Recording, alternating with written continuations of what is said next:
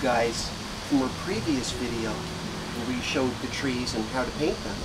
So welcome once again to the garden. Because these old growth trees create such an intense canopy of leaves, I really only have an opportunity to grow mostly shade lovers in the frontier. So we've got the coleuses. Some of them are in jewel tones, they're quite pretty.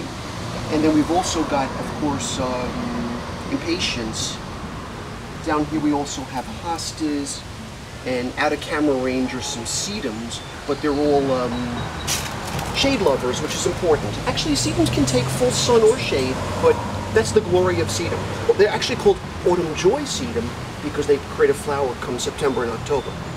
Here's one of my absolute delights, the color-splattered caladiums. Caladiums are shade lovers. They come in a plethora of shades, pinks and reds and whites. I like these splattered ones the best. I always have since decades.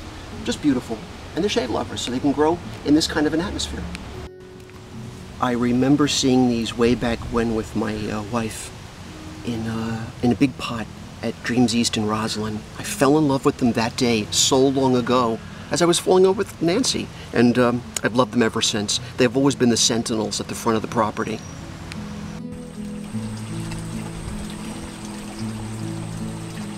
The garden can be such a meditative place, and that's what it should be. Sometimes when the world just sometimes seems too much, I find the garden restores me, and I've got all my favorites in the garden. So in the previous video we did when the spring was in its infancy, the little garden was just beginning. Now we've got these lush marigolds that are carnival shaped, which the colors are out of this world. We've got a variation on oxalis, and they say within these guys, when you're looking for the four-leaf clovers, look for the squares in the triangles, and you'll find the four-leaf clovers. We had the luxury of even finding a 5-leaf clover this summer, but as nature would have it, I didn't get the camera to it quick enough, and it disappeared almost as quickly as it was discovered, but that's the way it is with nature. You gotta go for it when you can because it's ever evolving. Up above here we've got now cleomes that are sort of going to seed, but we've got some astounding papyrus. I got this papyrus from a gal who brought it back from London, and the most amazing thing of all is when these papyri start to break like this, as you see here, what you've got to do is, believe it or not, in the States what you would do is take this piece, put it in water, and it would root. Not papyrus. You have to put papyrus stem down into the water, like this little friend that's waiting here as well. It's starting to produce roots already. It produces its roots the opposite direction, which is just amazing. Right next to it we have heliotrope, which creates an incredible summery vanilla that just floats through the yard, just languishes. Behind it is a stunning pineapple sage, absolutely out of this world. The fragrance is phenomenal. It's so tasty. It's got a very refreshing smell. And I like to grow a lot of herbs in the same pot. We've got 2 figs on the property. One on the ground, which I'll show you in a couple of minutes, and this one that I've kept in a pot just temporarily because it's producing figs. And they're fantastic with goat cheese. The garden truly creates a lot of serenity, and you'll have to excuse the band-aided hands, but that's the hands of a good gardener. Someone in the summer who's really getting into the dirt and getting cut by the roses, but it's worth a drop of blood to get a beautiful rose. You might hear some of the motorcycles around town, but everyone's enjoying summer. What I love to do is bring the crystals out into the garden all summer.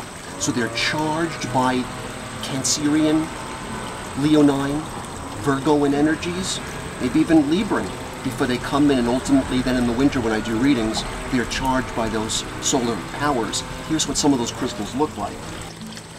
Here's just one example of 1 quartz point. Of course, I gotta have these massive babies in the yard, but they've got great power. But I also like beds of quartz as well. Let me show you one. Here's a beautiful example of a bed of quartz, all in clusters. So in the winter it can get dusty, but out here in the summertime, my God, it's absolutely sparkling. Pure quartz is truly the salt of the earth, but my God, you can feel the power it absorbs from the summer sun. It enjoys the garden as much as I do.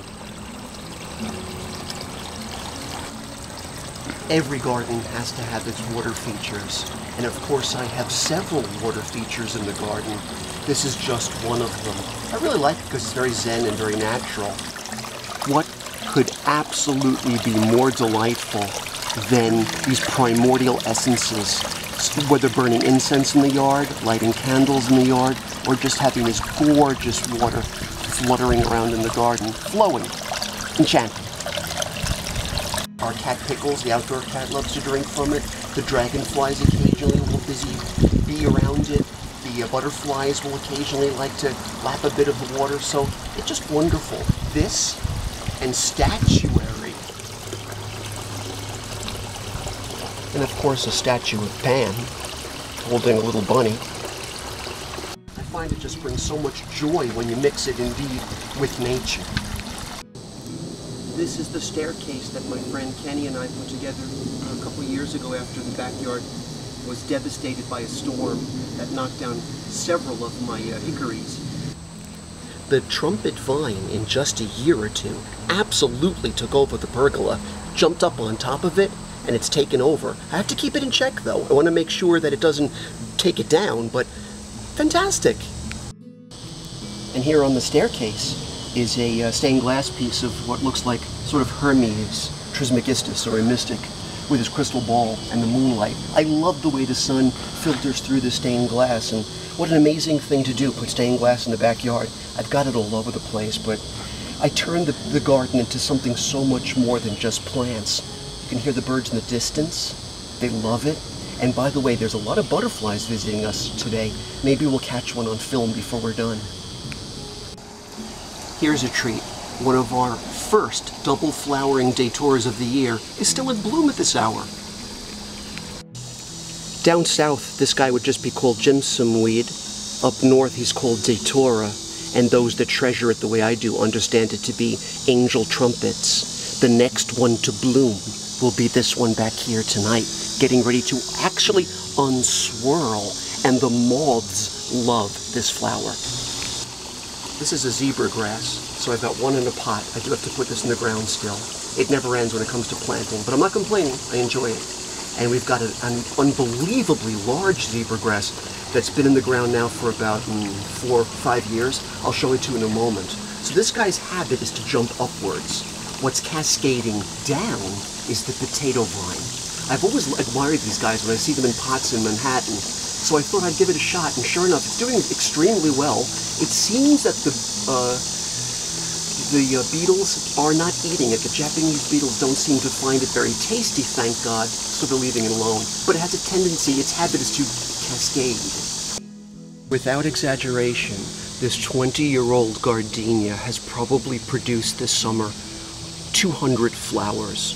The flower is, the fragrance rather, is the most exotic perfume you could ever imagine.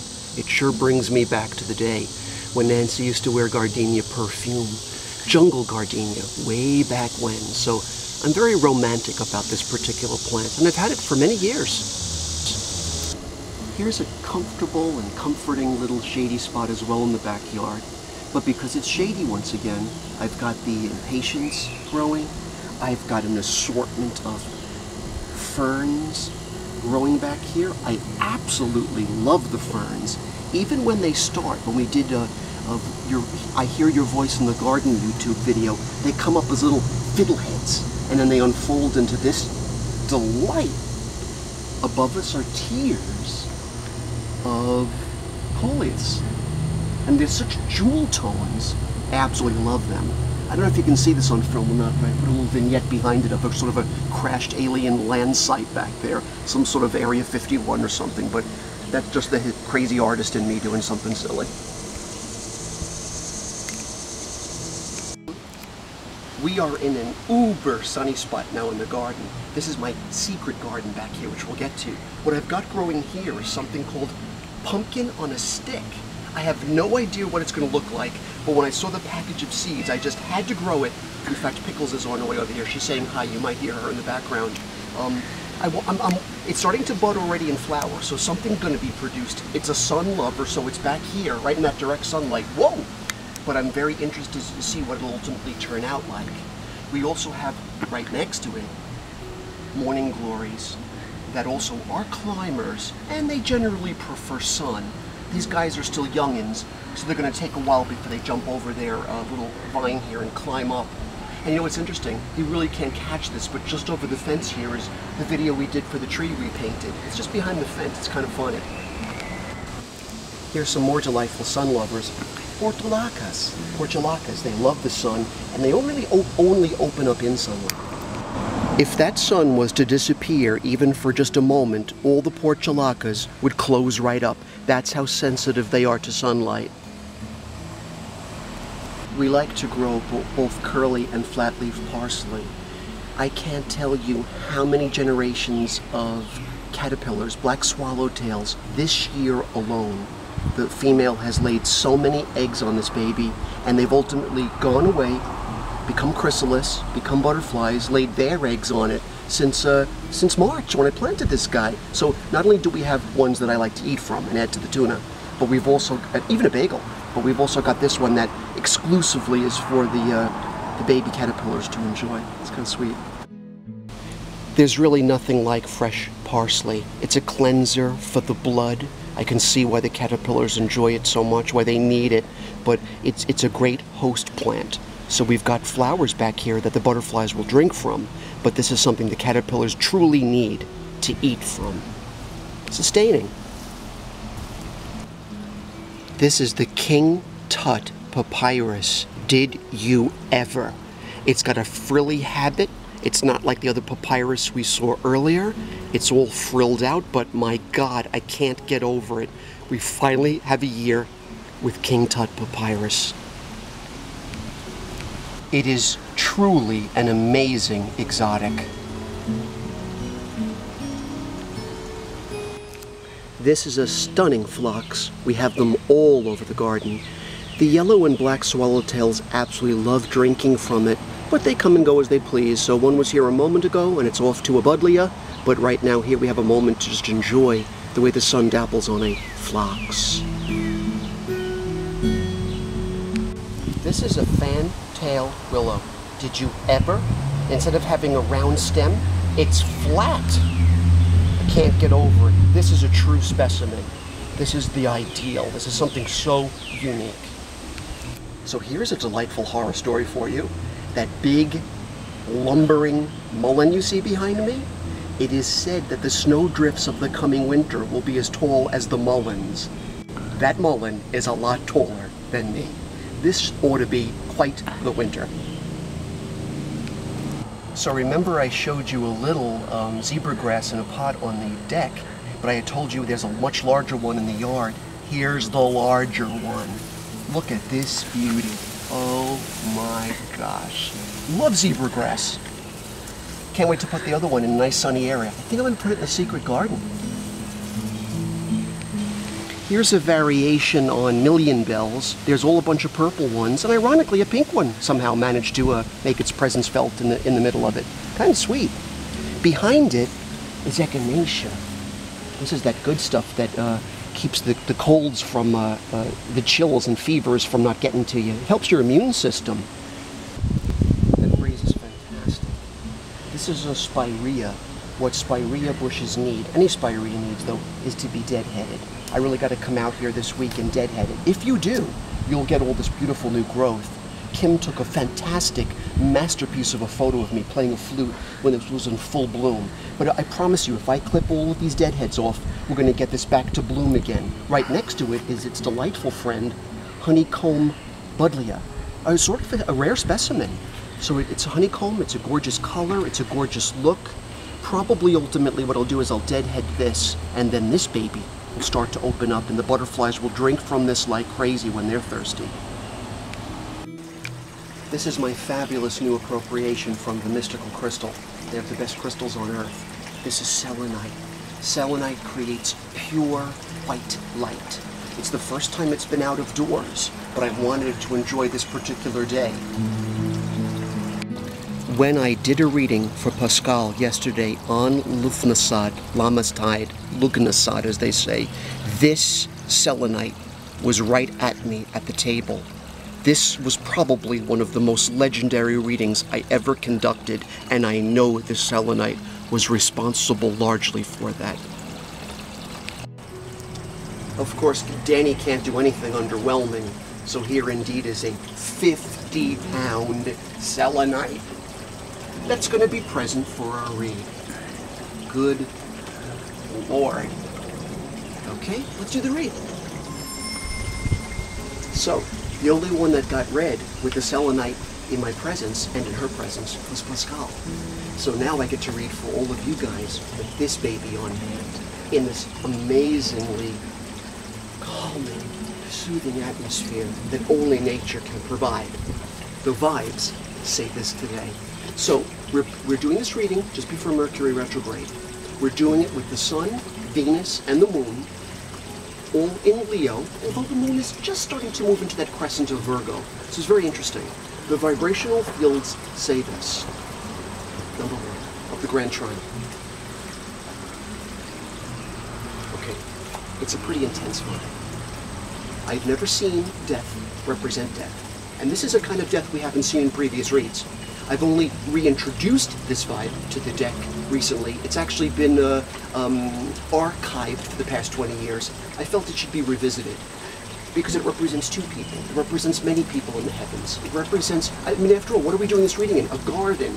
What are all these flowers? Where do they come from? What are they feeding on? Everything. Life, death. The cards are coming alive. They're all over the place. But the notion is, what the death card often represents is the polarity of life. It's the notion that there always has to be that balance. There has to be that alternate energy field, the balance. Never clinging to summer, watching summer ultimately fade into autumn, which is lovely. Let it fade into snow and ice, and let it be reborn again, like our first YouTube video, Voices in the Garden, when it was just a little infant garden. Vibrational field number 2. If we understand that 10A, says this. Because it always is, it's interesting, if death is the end, there's always, though, a new beginning. There always will be. Excuse all the noise out there, but people having fun. They're enjoying summer. Interesting vibe. This image has the sun in it. This image has this exact image in it. This image has money floating through space as well as the actual hand of God.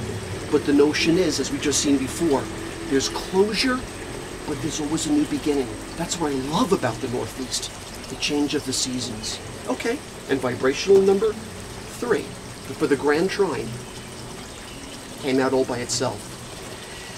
It's very cerebral, but that would be classic of a Virgo crescent moon that's starting to now grab hold. The notion is, it's time now more than ever this summer to be clear, to be strong, to be open, to be truthful.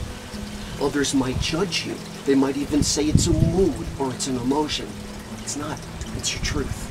So as long as you are accessing your truth, there's nothing to worry about then. You're being who you're meant to be. You're being honest. It's a pretty powerful read, and I'm so glad that you got a chance to see me even unwind in the beauty of the garden. Thanks for joining me in the Magic Garden.